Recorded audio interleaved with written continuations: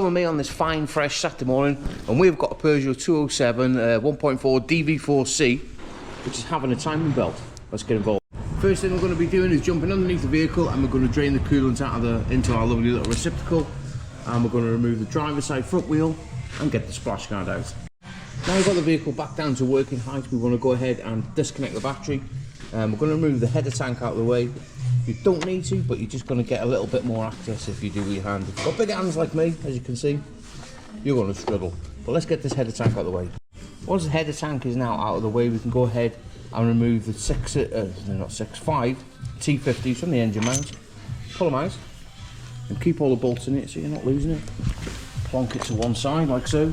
We can go ahead and concentrate on getting the upper timing cover off. We have got to remove a couple of fuel pipes, leave them connected, but they just don't clip down here. Once all those timing covers are removed and they're both engine mounts, one that bolts to the head and one that bolts to the chassis, which are just there, we can go ahead now and get the alternator belt off. But I'm going to show you a little tool that I bought, and I haven't really used it much. Is this by Serdop, and what it does,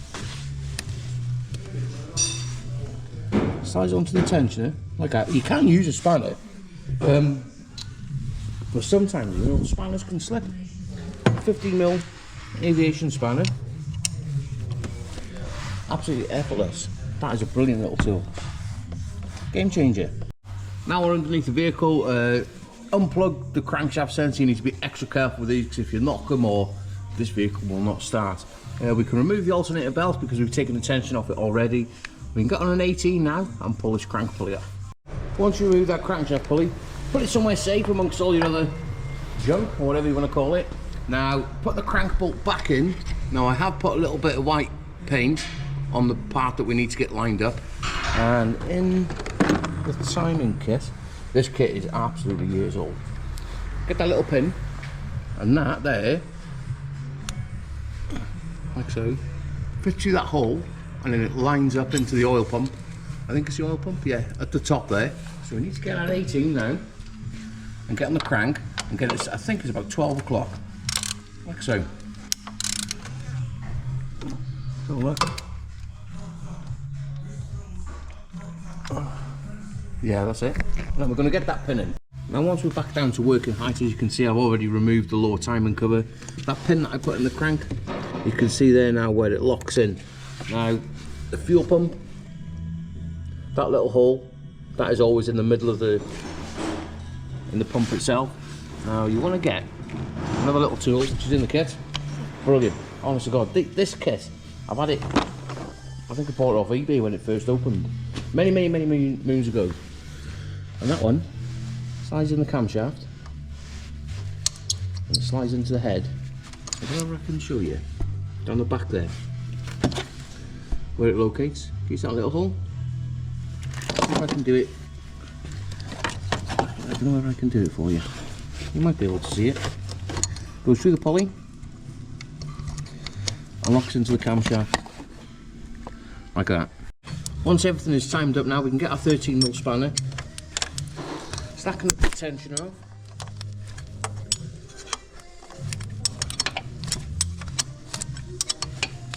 and it's slacked off, A-finger.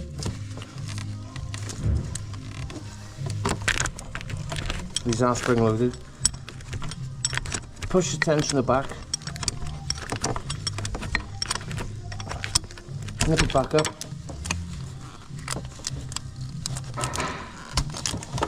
and you can pull the belt off.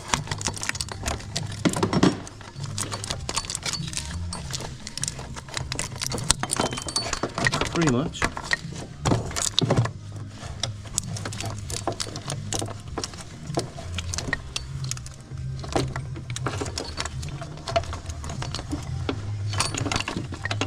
Like that. There we go, that is one timing belt off. Let's move around now to the water pump. Remove all your 8mm, get yourself a lovely little receptacle, because you want to be catching it. Because coolant is absolutely greasy as hell. There's nothing worse than walking in it. Get your screwdriver now and prise it open at the bottom. That water will drain out. Now let's get the brand new water pump on. Before we do, what we're going to be doing is getting some 3M Scotch pad, and we're going to give that surface a nice clean. It needs to be spotless and make sure that all the old gasket is removed.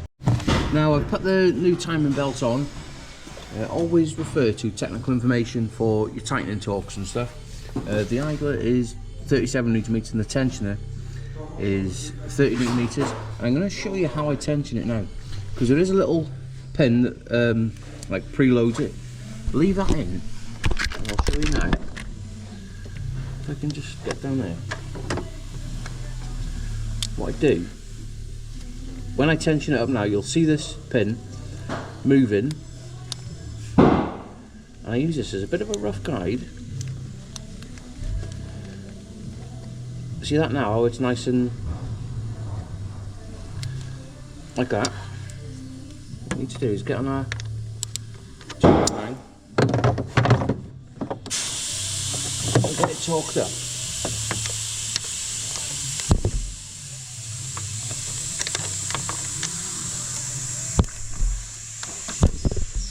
To 30 Newton meters. And then once you've done it, if it's right, that little pin should pull out nice and easy, like that. Now I'm just going to show you that now is absolutely perfect. Once you're happy with everything, now get a long bar and an 18 straight through the inner wheel arch onto the crank and turn that engine over twice. Make sure all your timing marks are lined up. I'm just going to plod on because I want to get this job done, and I've got another job on a X5 door handle, I think, before I go home. So yeah, I'm just going to plod on now and I'll show you when it's all boxed back up. And there we have it, with a little bit of magic. The car is all now back together. We've got some fresh coolant in it. I've also put a new alternator belt in it.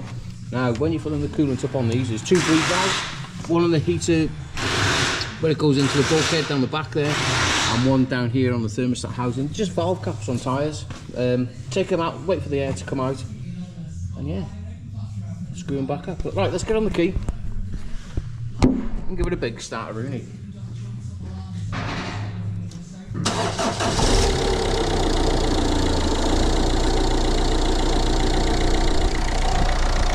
And there you have it, absolutely beautiful, like a little Singer sewing machine.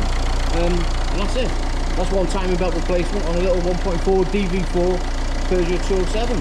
And I'll let the vehicle now get up to temperature and make sure that the fans are cutting in. Yeah, let's get it sent.